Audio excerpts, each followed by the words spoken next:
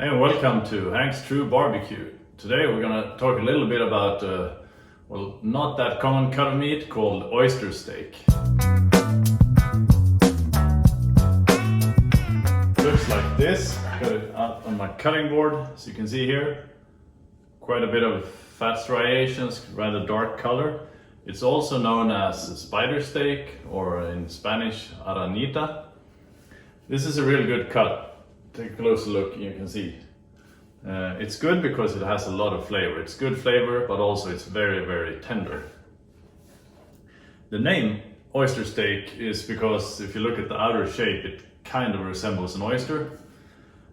Why is it called spider steak sometimes? Well, if you look at the fat striations and the connective tissue, they also, with a bit of imagination, look a bit like a spider web, so that's why it's called a spider steak. Either way, it's the same cut. If we flip it over, you can see the rear. It's quite a bit less fat striations, but still nice tasty piece of meat. So this is from the cow. Where is it located? It's located in the hip by the pelvis. It attaches to the pelvis. That means you only have 2 of these per cow. It's also sometimes known as a butcher steak, not to confuse it with a hanger steak, but this is another cut that the butcher usually kept for himself or herself. Real nice and tasty.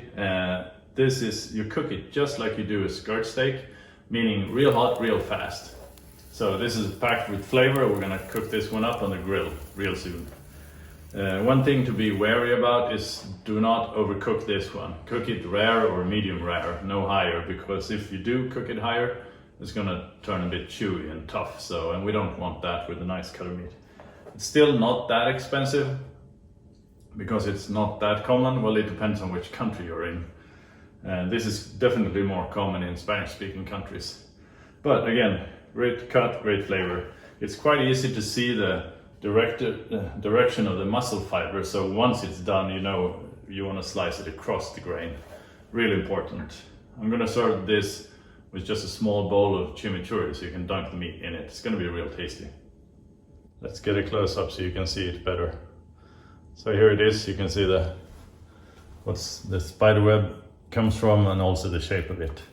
This is like 200 to 250 gram steak, which translates into 7 to 9 ounces. So this is just like a one-man lunch, I would say. Real thin, sometimes on trim, just a bit of the hard fat located up here, but there's not much trimming to be done. So basically this one's gonna go real hot and fast. And since you can see it's quite thin, we're just gonna grill it over direct heat, high direct heat, until we get the nice crust outside, nice charred surface, and then it's done. This one you really need to check temps. Again, like I said previously, do not overcook this one. But it's gonna reward you with some really great flavor. So let's get the grill fired up.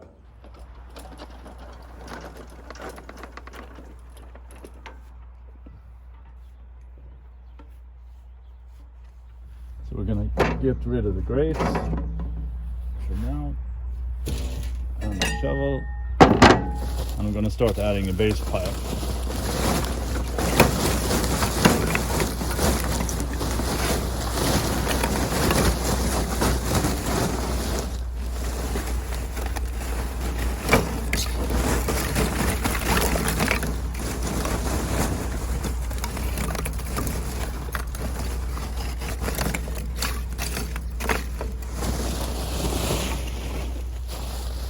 That should be good for a start.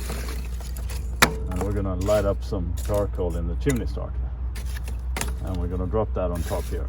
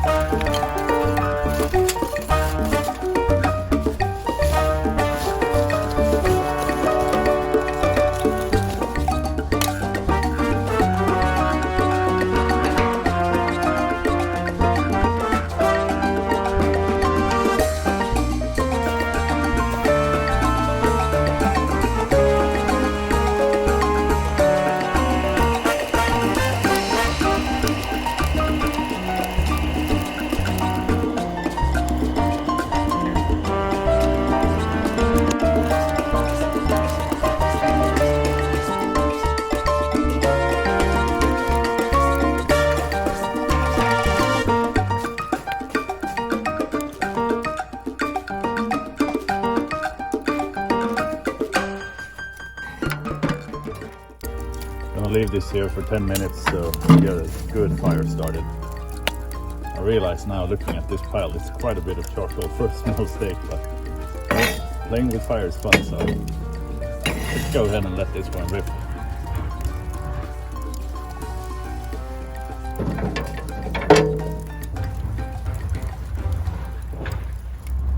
As you can see, it's getting plenty hot, burning off the residue from the previous grill, so I think it's time to put that oyster steak right on the grates and get that seared up really good.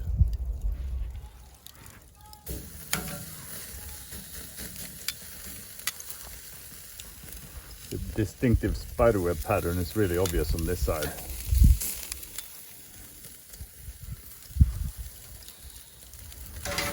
I'm gonna flip it a few times, make sure we cook it evenly and quickly. But as you can see, this is a fast cook. We're getting some nice chars already, so not too many minutes. And as you can see, the muscle fibers are going in this direction. Sometimes when you cook meat, kind of hard to see when it's getting cooked, but in this case it's easy. I'm just gonna slice it up like that.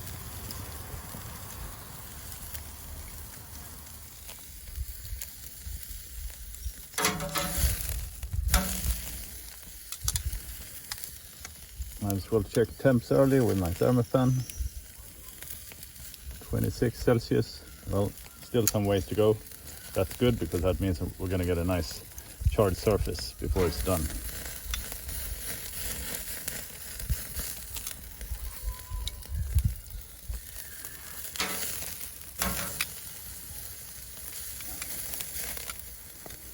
I do so much low and slow that I really enjoy this hot and fast cook every now and then. It's extremely simple and it takes less than 10 minutes, so variation is key, I guess.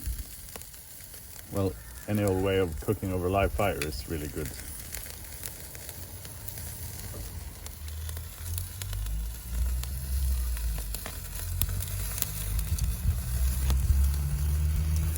Alright, the steak is done. It just hit 56 Celsius, which is right where I want it. So time to take this one off the heat and let it rest for 5 minutes, and then we're gonna slice it.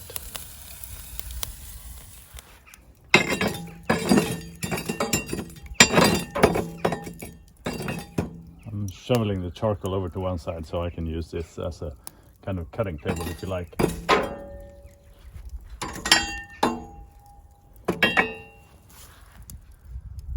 I always keep emphasizing rest, and I think it's important to let the meat rest. Basically what we're doing is waiting for that carryover effect to basically even out, and also let the juices in the meat redistribute just a bit. So once you slice it, you don't get that juice all over the plate. Basically that means more juice in the meat, which means a juicier bite, and that's what we're looking for. So another few minutes and then we'll slice.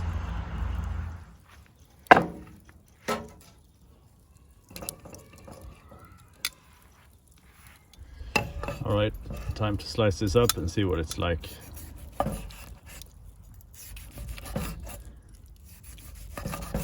It's quite easy to cut across the grain like I do now. Man, that's looking good. Gonna have to try taste this. But I'm gonna add just a bit of chimichurri, I think. I did get a store-bought one, so I'm gonna dunk it into this one and taste it. So again, I aimed for 56 and that's what I hit, but this could be done even lower, like 54 if you want. But you get real good beef flavor, just perfect. It's a small steak, so I consider this like a pitmaster snack, if you like. Or you're gonna have to get a few and then cook them all. But again, if you haven't tried it, give this a try, because good flavor, real good flavor. Now, thanks for watching. See you guys next episode.